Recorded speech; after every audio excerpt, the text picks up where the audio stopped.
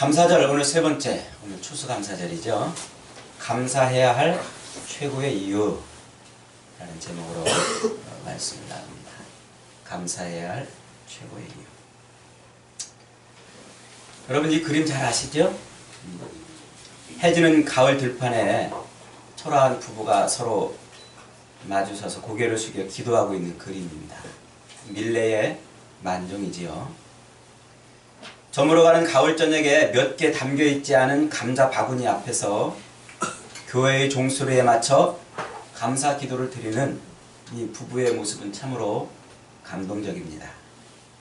이 그림은 당시에 물감을 살 돈조차 없던 가난한 화가 밀레를 아주 안타깝게 여긴 화가 상인이 있었어요.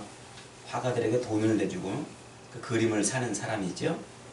아르투르 스테반스라는 사람인데, 이 사람이 밀레가 그린 그림을 사는 조건으로 1000프랑을 지원해가지고 그림을 그리게 합니다. 그래서 탄생한 작품이에요. 명화 중에 명화지요. 그런데 이렇게 평화롭게만 보이는 이 그림 뒤에는 슬픈 이야기가 숨겨져 있다고 그러지요. 부부의 발 앞에 놓여있는 이 감자 바구니는 사실은 감자 바구니가 아니라 그들의 사랑하는 아기의 시신이 들어있는 바구니였답니다.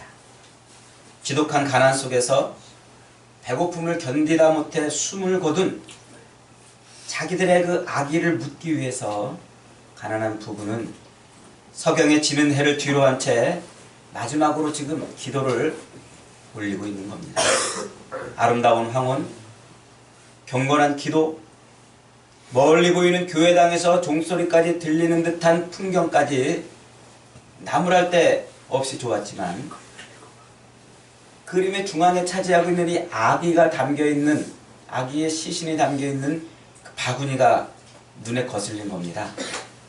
그래서 스테반스는 얼른 밀레에게 제안을 합니다. 아기가 담긴 바구니를 다른 것으로 바꿀 수 없겠느냐.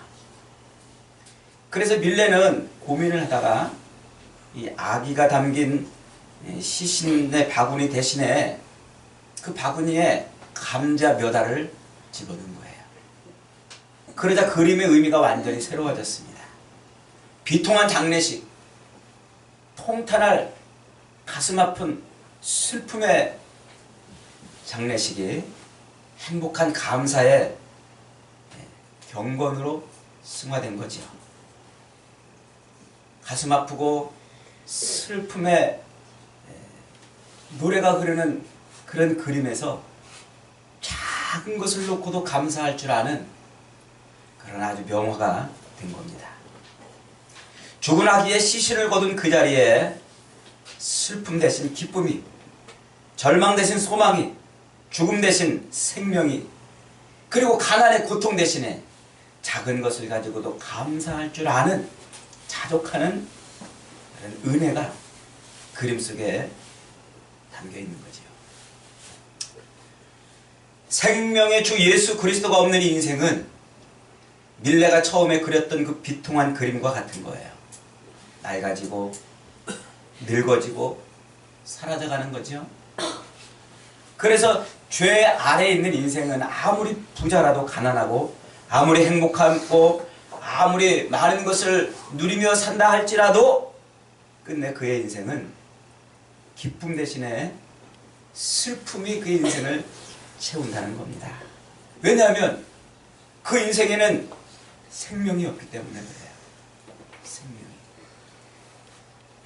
죽음의 그림자만 드리워져 있는 것이죠. 그러나 길이요 진리요 생명 대신 주 예수 그리스도가 있는 인생은 그 의미와 가치가 완전히 새로워지는 거예요.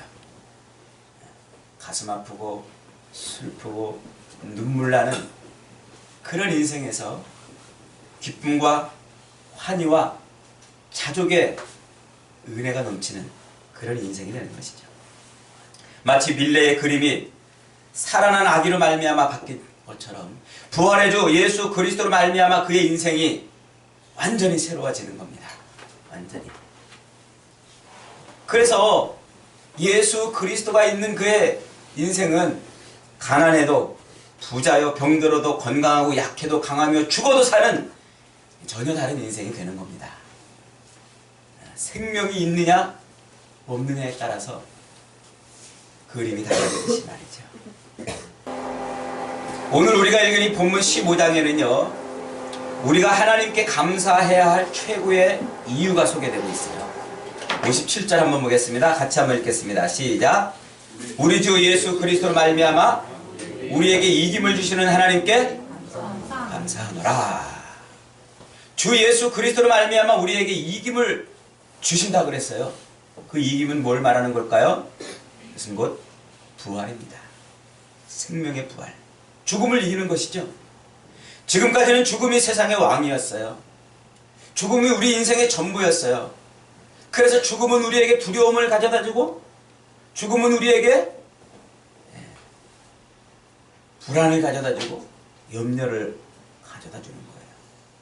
여러분 세상에서 제일 무서운 말이 뭐예요? 현서가 제일 무서운 말이 뭘까? 너 죽어? 너 죽어 이 말이지. 너 죽어. 승원아, 엄마가 하는 말 중에 제일 무서운 말이 뭐야?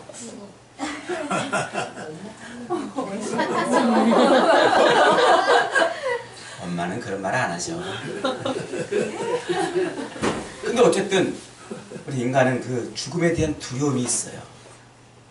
그래서 죽어 그러면 불안한 거예요. 그래서 돈이 없으면 죽을까봐 걱정스럽고 아프면 죽을까봐 불안한 것이고, 그래서 내가 가지고 있는 이 모든 것들이 내게서 스물스물 사라지면은 그것이 곧 내게 죽음을 가져올 것이라고 생각하기 때문에 불안한 거예요.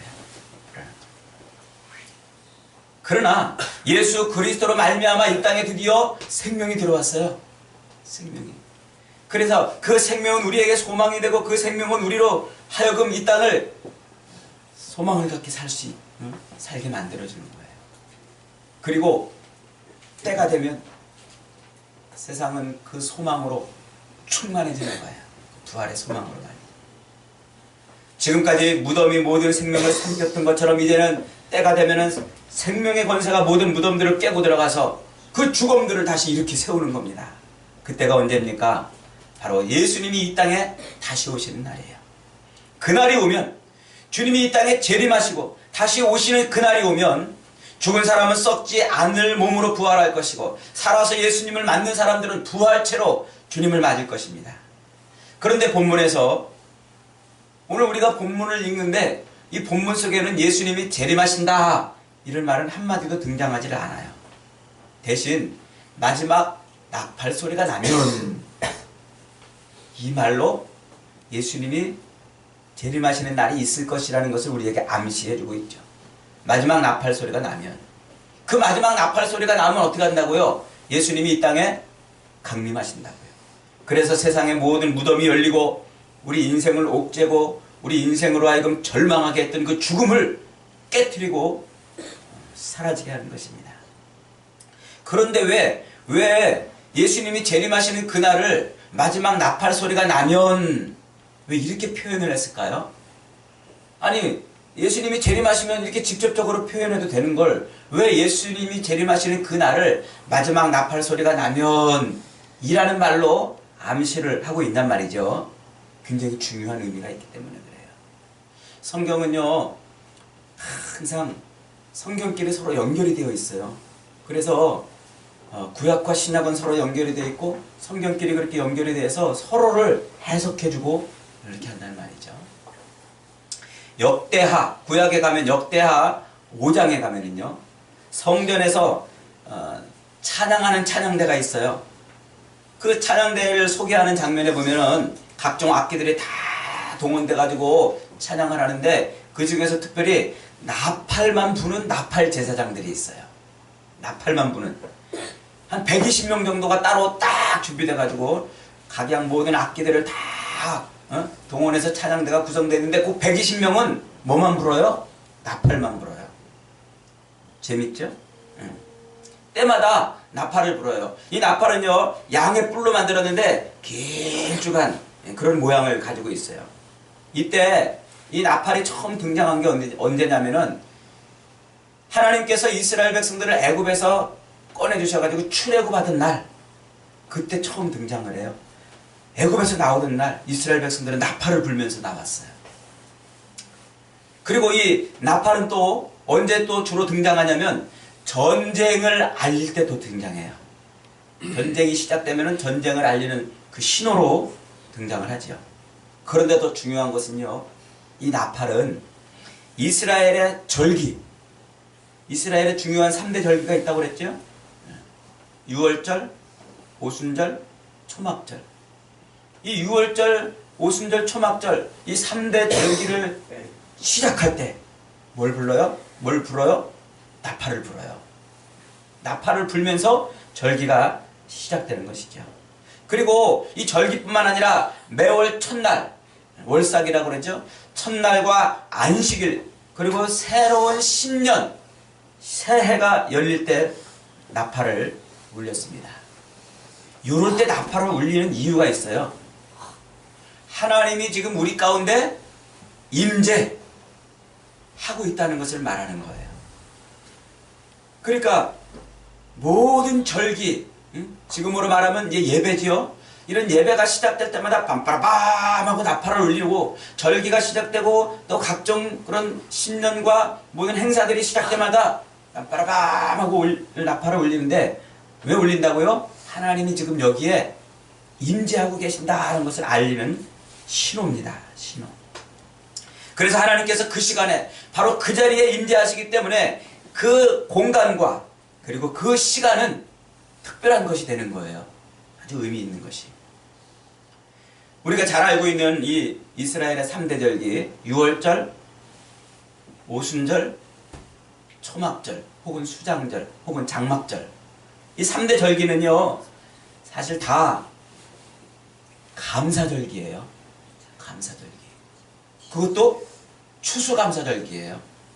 4월 보리를 추수할 때쯤에서 6월절 절기를 지고, 그 6월절 끝자락에 초실절이 있잖아요. 처음 열매를 거두는 것을 감사하는 초실절. 그리고 그 초실절로부터 77이 49, 7주가 지난 그 다음날 지키는 그 절기가 오순절이에요. 오늘날 우리가 지키는 맥주 감사절기. 그날 성령이 임했다고 해서 성령 강림절이죠.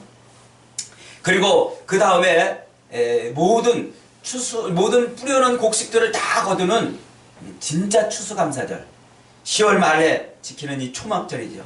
장막절, 혹은 거둬들인 곡식을 다, 이 추수한 곡식을 다 거둬들인다고 해서 수장한다고 해서 수장절. 그러니까 이스라엘의 그 3대 절기는 전부 이 나팔을 불면서 지키는데, 그때는 전부 뭐하는 절기라고요? 곡식을 거둬들이는 추수감사란 말이에요. 추수감사. 그래서 거둬들이는 것을, 이제 뿌려오는 것을, 이제 자라고 성장한 것을 다 거둬들일 때 빰빠라밤 하고 나팔을 울렸는데, 그때 뭐 한다고 그랬어요? 하나님이 거기에 임재하신단 말이에요. 임재. 그러므로 오늘 우리가 읽은 이 고린도전서 15장은 소위 말해서 부활장이라, 마지막 때인데 우리가 다 부활할 것이다 하는 것을 표현해주고 있는데, 바로 예수님의 이 재림과 부활을 마지막 나팔 소리가 울릴 때라고 이렇게 표현을 해주고 있는 거예요. 그러니까 그날이 무슨 날이라는 거예요? 추수하는 날이라는 거예요. 추수하는 날. 세상의 모든 뿌려놨던 하나님의 알곡들을 다 추수하는 날이라는 것이죠. 그래서 그날은 하나님을 믿는 백성들, 주 예수 그리스도의 피로 그의 몸이, 그의 마음이, 그의 영혼이 씻겨진 사람은 알곡이 되어서 천국 창고에 들여지지만, 그러나 그 예수 그리스도를 믿지 아니하는 자들은 영원한 영벌로 떨어지는 바로 그 추수하는 때입니다. 그래서 요한계시록에서는 마지막 예수님이 재림하시는 그때를 뭐라고 비유하고 있어요? 말세는 추수다. 여러분, 우리가 시골에서 이렇게 농작물을 다 걷어들이고 고르잖아요. 알곡과 쭉정이를 고르잖아요. 그게 추수입니다. 알곡을 거둬들이는 바로 그거. 그러니까 지금 마지막 나팔이 울릴 때라는 말은 추수하는 때이고, 그때는 바로 그리스도의 부활이 임하는 때고, 심판과 하나님의 구원이 동시에 임하는 때인 거예요. 바로 그날 죽음이 이제 죽음의 권세가 깨어지고 무덤이 열리고 모든 성도들의 생명의 부활로 살아나서 하늘로 슉슉슉 올라가는 겁니다. 바로 그 사건, 그 하나님의 임재하심으로 말미암아 추수가 일어나는 바로 그 사건 때문에 마지막 나팔이 울릴 때라는 표현을 쓰고 있는 거예요. 그러니까 마지막 나팔이 울릴 때라는 이 말은 사실은 구약 성경에 있는 이 모든 이 절기와 예식을 다 아우르는 중요한 상징적인 언어라는 말이죠. 계시록 14장에 가면은요, 인류의 최후의 날, 심판의 날을 그려주고 있어요. 그 날을 뭐라고 표현하냐면 그리스도의 추수날이다 이렇게 표현하고 있어요. 구름 위에 앉으신 예수님이요, 낫을 가지고 땅에 휘두릅니다. 그리고 낫으로 이렇게 곡식을 탁 해가지고 자기 곡식을 거둬들여요. 그러니까 자기 곡식이 아닌 것들은 다 불에 던진단 말이죠. 땅 위에 포도송이를 낫으로 거두오고 그리고 술틀에 던져서 밟습니다.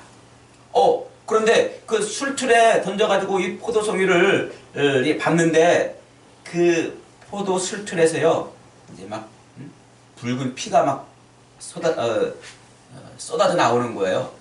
그 붉은 피가 막 쏟아져 나오는데 그게 1600 스타디온까지 미쳤다 이렇게 표현하고 있어요. 1600 스타디온. 이 1600 스타디온이라는 말은 1600이라는 숫자가 중요한 게 아니고요. 여기서는 죄송합니다. 1600이라는 숫자가 굉장히 중요해요. 이 피가 흐르는데 어디까지 흐른다? 1600 스타디온. 스타디온이라는 단위가 중요한 게 아니라 1600이라는 숫자가 중요해요. 이 숫자가 어떻게 나갔습니까? 4 곱하기 4. 4는 성경에서 동서남북, 사방, 땅을 의미해요. 그러니까 땅을 2번 겹쳤어요. 곱했어요. 그러니까 온 땅을 말해요. 거기다가 곱하기 10 곱하기 10 곱하기 10. 10은 완전수예요. 완전수. 그 완전수를 3번 곱합니다. 3은 하나님의 숫자예요. 성부, 성자, 성령을. 그러니까 3은 숫자 중에 가장 완전한 수예요. 10을 3번 그렇게 완전한 수로 곱했다는 건 뭐를 의미해요? 온 땅을 완전하게 심판하신다는 거예요. 그래서 하나님의 진노가 1600 스타디온에 퍼졌다는 것은요, 그 심판 때 그 생명의 부활로 들어가지 못하는 그런 사람들을 완전히 다 진멸하신다. 이것이 계시록이 말하고 있는 말세의 모습이에요. 그래서 역사 이래로 이 지구상에 살았던 인간들 중에 이 심판을 피할 자가 없는 거예요. 피할 자가. 이렇게 오늘 우리가 읽은 이 본문에서 마지막 나팔 소리가 울릴 때라고 이렇게 추수하는 시기를 표현하는 것은 바로 이미 그리스도의 예수님으로 말미암은 추수가 지금 시작이 되었다는 것을 표현해주고 있어요. 예수님의 이 추수는 언제부터 시작이 되었습니까? 누가복음 10장 2절에 보면 이르시되 추수할 것이 많되 일꾼이 적으니 그러므로 추수하는 주인에게 청하여 추수할 일꾼들을 보내어 주소서 하라. 그 예수님이 제자들에게 말씀을 해요. 야, 이미 들판이 휘어져 추수할 것이 많게 되었는데 추수할 것은 많대. 일꾼이 적으니까 어떻게 하라? 주인에게 일러서 추수할 일꾼들을 보내주소서 하라 라고 제자들에게 지금 말하고 있는 것이죠. 이 말은 이미 옛날에 구약성경의 요엘과 이사야 선지자가 벌써 예언을 했습니다. 요엘서 2장 1절과 이사야 27장 12절에 보면 말세가 되면 큰 나팔소리와 함께 하나님의 구원이 시작될 것이다 이렇게 말했어요. 그런데 그 구원은 앞에서 보면 구원인데 뒤에서 보면 심판이란 말이에요. 구원은 반드시 동전의 양면과 같이 심판과 같이 다닙니다.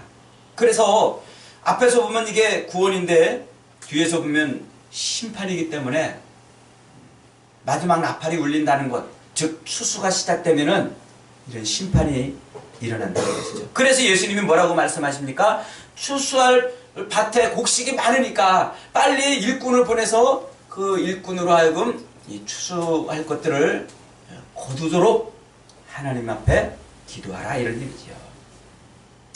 그러므로 추수밭에 부름을 받은 일꾼들이 해야 할 일이 무엇입니까? 사람들에게 천국 복음을 전하는 거예요. 부지런히 예수 그리스도의 십자가를 믿고 죄와 사망의 권세를 이기고 구원받아 영생의 자녀가 되게 하는 것이죠. 그래서 예수 그리스도로 말미암아 천국 창고에 드리는 알곡이 되어지는 겁니다. 영원한 영벌과 심판을 받는 것이 아니고요. 여러분, 우리가 이렇게 교회 나와서 예배를 드리고 우리가 예수 그리스도를 나의 구주, 나의 하나님으로 고백할 수 있는 이유가 무엇입니까? 하나님이 우리를 알곡으로 선택했다는 거예요. 택하셨다는 거. 그래서 그리스도 예수 안에서 우리는 심판이 아니고 우리는 영생을 얻는 존재가 되는 것이죠. 그래서 마지막 나팔이 울릴 때, 그때 우리는 구원을 누리고 생명을 누리는 거예요. 그래서 저와 여러분의 인생의 끝자락에는 뭐가 있어요? 절망이 아니고 소망이 있는 거예요. 저와 여러분의 인생의 끝자락에는 죽음이 아니고 생명이 기다리고 있는 거예요. 그래서 우리가 예수 그리스도를 믿는 믿음으로 가지고 이 땅을 살아갈 때 우리를 고통스럽게 하고 절망하게 하고 좌절하는 그 모든 것들을 이길 수 있는 힘이 거기서 오는 겁니다. 그래서 그리스도인들은요, 어떤 때나 어떤 형편에서든지 기뻐하고 감사할 수 있는 거예요. 왜요? 우리의 끝자락에, 인생의 끝자락에 뭐가 있기 때문에? 하나님의 구원으로 말미암아 생명이 있기 때문에 그래요. 생명이 있기 때문에. 그래서 어떤 분이 그래요.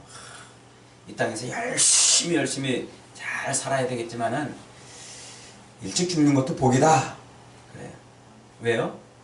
영생, 천국의 영생을 누리기 때문에 그런 거잖아요.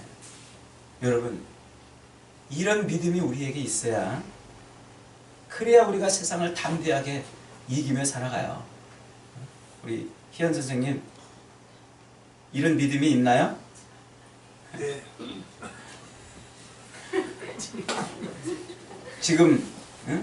지금 혹여 어려움과 고통을 겪어도, 혹은 빨리 죽는다 그래도 기쁠 수 있나요? 왜 제가 희연 선생님한테 물어봤냐면, 지금 저 나이가 세상을 즐기기에 가장 좋은 나이거든요. 그죠? 그렇기 때문에 죽음이라는 것을 생각해 보지 않아요. 그래서 죽는다 그러면, 다시 말해서 예수님이 재림 하신다 그러면, 예수님 벌써 재림하셨다. 아직 결혼도 안 했는데 결혼도 좀 해보고 좀, 이런 마음이, 제가 그랬단 말이에요. 제가 저 나이 때. 그래서 정말 이 땅에 사는 것이 즐겁지, 내게 생명이 주어지고 내가 영생을 누릴 수 있다는 것 때문에 기뻐 본 적이 별로 없단 말이에요. 그런데 성경은 우리에게 뭐라고 그러는 거예요? 우리에게 생명이 있음을 인하여 기뻐하라. 우리가 영생을 얻었음을 인하여 감사하라. 그 얘기를 하고 있는 겁니다. 여러분, 세상에서 영생을 얻고 천국을 기업으로 준다는데 이것보다 더 기쁘고 더 감사한 일이 어디 있겠습니까? 그래서 우리의 최고의 감사는 내가 예수로 말미암아 죄와 사망과 권세를 이기고 구원을 받아 천국에 들어간다는 거예요. 이것이 우리 인생의 그 어떤 것보다도 감사하고 또 감사할 수 있는 것이죠. 나의 가족, 이웃, 동료들과 이 땅을 재미있게 사는 것도 중요하고 그것도 감사할 일이지만, 그러나 진짜 우리가 매일 감사하고 최고로 감사할 것은 뭐라는 거예요? 우리의 생명이 그리스도 예수의 손에 들려 있다는 거예요. 수 있어요. 이 복음으로 말미암아, 이 구원의 은혜로 말미암아 우리가 어떤 절망과 어떤 고난과 어떤 시련도 능히 이길 수 있기 때문에 이것을 감사로 하나님 앞에 드리라는 것이죠. 여러분, 오늘은 여러분이 이렇게 가져온 과일로 또 우리가 하나님을 함께 예배하고 감사드립니다. 여러분, 우리는 매 주일마다요, 저 과일들이 저렇게 아름다운 모습으로 하나님을 노래하고 찬양하는 것처럼 우리도 그렇게 하나님을 노래하고 찬양하는 그런 감사의 열매들이에요. 하나님께서 자기 밭에 거두어 두신 부활의 열매들이죠. 예수 믿고 성령으로 거듭난 우리들은 그리스도 예수의 능력으로 말미암아 이미 추수할 곡식이 되어가지고 천국 창고에 들어질 열매들이라는 것이죠. 그래서 이 천국 창고에 들어질 열매들은 죽지 않고 영생을 누리게 되는 것입니다.